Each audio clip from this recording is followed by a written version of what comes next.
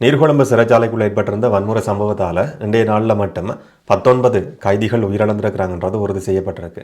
7 சிறை அதிகாரிகளும் உயிரிழந்திருக்கிறாங்க. 26 மரணங்கள் இன்றைய நாளில் மட்டும் உறுதி செய்யப்பட்டிருக்கு. நேற்றைய நாளில் 2 கைதிகள் உயிரிழந்தது உறுதி செய்யப்பட்டிருந்தது. நீர்கொழும்பு சிறைச்சாலைக்குள்ள பதிவாகி இருக்கிற இந்த வன்முறை சம்பவத்தில் சில பதில் கிடைக்காத கேள்விகள் இருக்கு. முதலாவது கேள்வி என்னன்னு சொன்னால், கைதிகளினுடைய கைகளுக்கு எப்படி துப்பாக்கி போனது?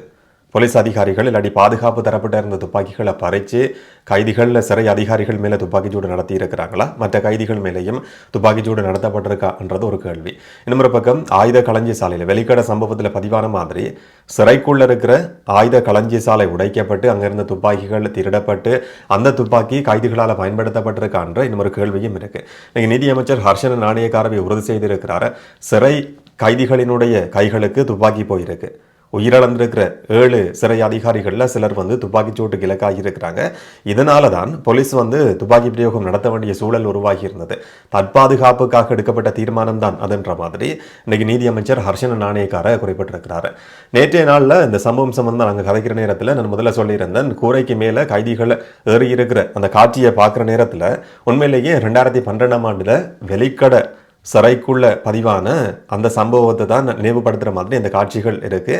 ஆனால் நேற்றைய நாளில் அந்த வீடியோ ரெக்கார்ட் பண்ணும் வரைக்கும் அந்த சந்தர்ப்பம் வரைக்கும் STF வெளியில் சிறையை சுற்றி தான் பாதுகாப்புக்குன்னு சொல்லி போடப்பட்டிருக்கு. உள்ளுக்குள்ள சிறைக்குள்ள STFஓ இல்லாட்டி பாதுகாப்பு தரப்பு நுழைஞ்சி கைதிகள் மேலே தாக்குதல் நடத்துறதுக்கோ இல்லாட்டி நிலைமையை கட்டுப்பாட்டுக்குள்ளே கொண்டு வரணுன்ற பேரில் STF உள்ள நேற்று பின்னேரம் வரைக்கும் அனுப்பப்படலை, கிட்டத்தட்ட நேற்று இரவு வரைக்கும் அனுப்பப்படலை. ஆனால் அந்த மாதிரியான ஒரு சம்பவம் பதிவாகுமா இருந்தால் வெளிக்கடையில் என்ன சம்பவம் நடந்ததோ அதே மாதிரியான ஒரு சம்பவம் உருவாகலாம்ன்றதை பற்றி நேற்றைய வீடியோவில் நாங்கள் கதைச்சிருந்தோம். இன்றைக்கு வெளிவந்திருக்கிற காட்சிகள், இன்றைக்கு பதிவாகி இருக்கிற சம்பவத்தை பார்க்குற நேரத்தில் வெளிக்கடை சம்பவத்துக்கும் இப்போ நீர்கொழும்பு சிறைக்குள்ள பதிவாகி இருக்கிற சம்பவத்துக்கும் இடையில பெரிய வித்தியாசம் கிடையாது. நேற்று பகலில் தான் 2 தரப்பு கிடையில சிறைக்குள்ள இருக்கிற 2 தரப்பு கிடையில மோதல் சம்பவம் பதிவாகுது. இதுக்கு பின்னால சில காரணங்கள் இருக்கின்ற மாதிரி சொல்லப்படுது. ஒன்று பாதாள குழுக்கள், 2 பாதாள குழுக்களுக்கு இடையில பதிவாகி இருக்கிற மோதல் சம்பவம், அவங்களே தங்களுக்குள்ள மாறி மாறி அடிச்சு கொண்டாங்கன்ற மாதிரி ஒரு விஷயம் சொல்லப்படுது. இன்னும் சிறைக்குள்ள இருக்கிற கைதிகளை கிட்டத்தட்ட புலனாய்வாளர்கள் மாதிரி ரகசியமான தகவல்களை பெற்றுக்கொள்றதுக்குன்னு சொல்லி சிறை அதிகாரிகள் பாதுகாப்பு தரப்பு பயன்படுத்துறது வளமையானது. அந்த மாதிரி சிறைக்குள்ள நடக்கிற சில சம்பவங்கள் சம்பந்தமா, சில திட்டங்கள், போதைப்பொருள் கடத்தல் சம்பந்தமா பாதுகாப்பு தரப்புக்கு ரகசியமான தகவல்களை கொடுத்து கொண்டிருந்த சில கைதிகள் மேல, பாதுகாப்பு தரப்புக்கு சார்பாக செயற்பட்டு கொண்டிருந்த கைதிகள் மேல இன்னும் ஒரு குழு, ரமேஷ் குழு சொல்லப்படுற, சுரேஷ் குழு சொல்லப்படுற ஒரு தரப்பு தாக்குதல் நடத்தினது என்ற மாதிரியும் இன்னும் ஒரு விஷயம் சொல்லப்படுது. இதை தவிர சிறைக்குள்ள சில வசதிகள் கிடையாது.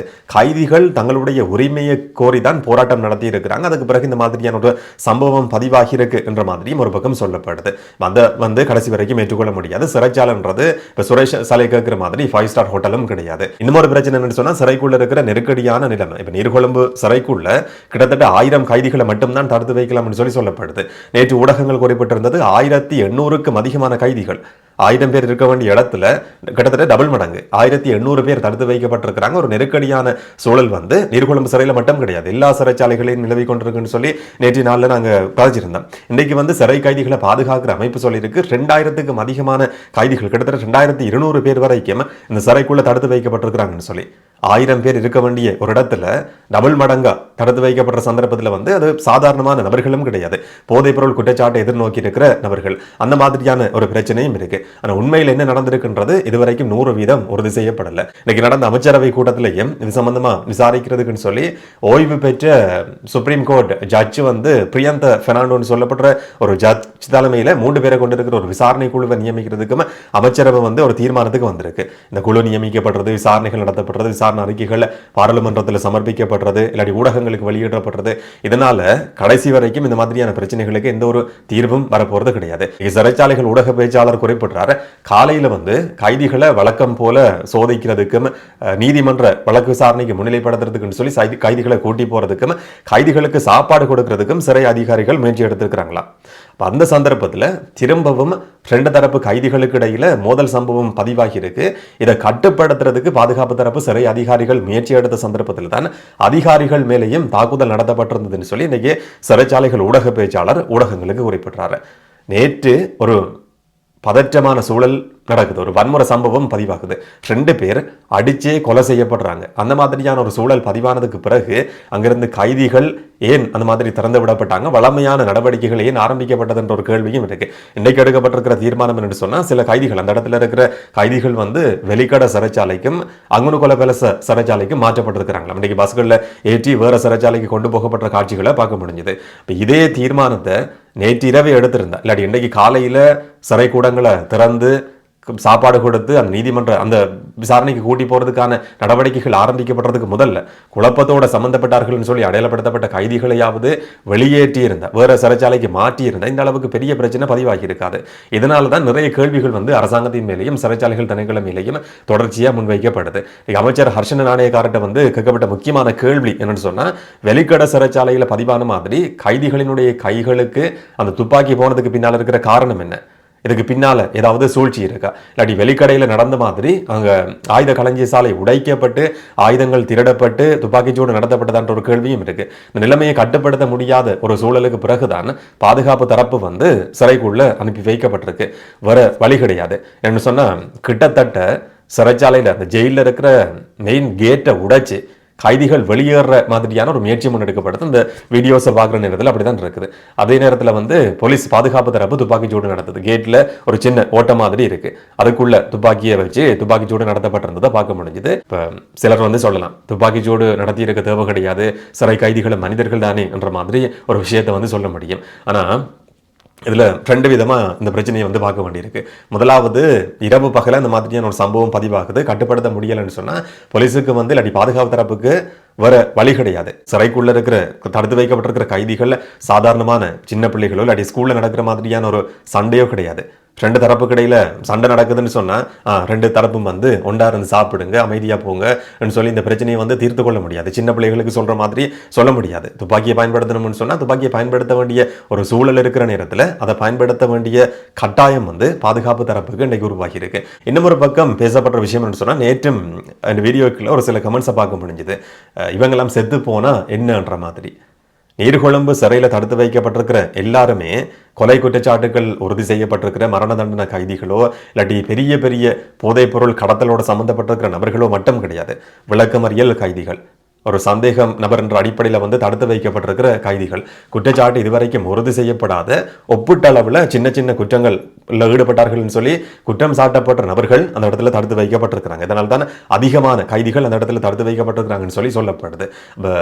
இந்த மாதிரியான ஒரு வன்முறை சம்பவம் பதிவானதுக்கு பிறகு பாதுகாப்பு தரப்பு துப்பாக்கிச்சூடு நடத்துது. 2 தரப்புக்கு இடையில மோதல் நடக்குது. இதுக்குள்ள அப்பாவிகளும் சிக்கிறதுக்கும் சந்தர்ப்பம் இருக்கு. செத்தா சாகட்டும் சொல்றது இன்னைக்கு ஒரு சில வீடியோஸை பார்க்க முடிஞ்சதுன்னு சொன்னா, சில குடும்பங்கள் அந்த வெடிச்சத்தம் கேட்டுக்கொண்டிருக்கிற நேரத்தில் வெளியில நின்று கொண்டு கதற அந்த காட்சிகள் ஊடகங்கள்ல வெளி வந்திருக்கு. சிலர் கை குழந்தைகளோட சிறைக்கு வெளியில நிற்கிறாங்க. துப்பாக்கிச்சூட்டு சத்தத்தை கேட்குற நேரத்தில் அந்த குடும்பங்கள்ட்ட மனநிலை எப்படி இருக்கும்னு சொல்லி யோசிச்சு பாருங்க. நாங்கள் ஃபேஸ்புக்கில் எழுதலாம், இல்லாட்டி இந்த மாதிரி யூடியூப்ல யாரும் கதைக்கிற நேரத்தில் செய்திகளுக்கு கீழே கமெண்ட் போடலாம், செத்தா சாகட்டும் கைதிகள் தானேன்னு சொல்லி. நாங்கள் இருக்கிற எல்லாருமே மோசமான நபர்கள் கிடையாது. திருந்தனம் என்ற அடிப்படையில் தண்டனை விதிக்கப்பட்டிருக்கிற நபர்கள் கூட அந்த இடங்களில் இருக்க முடியும்.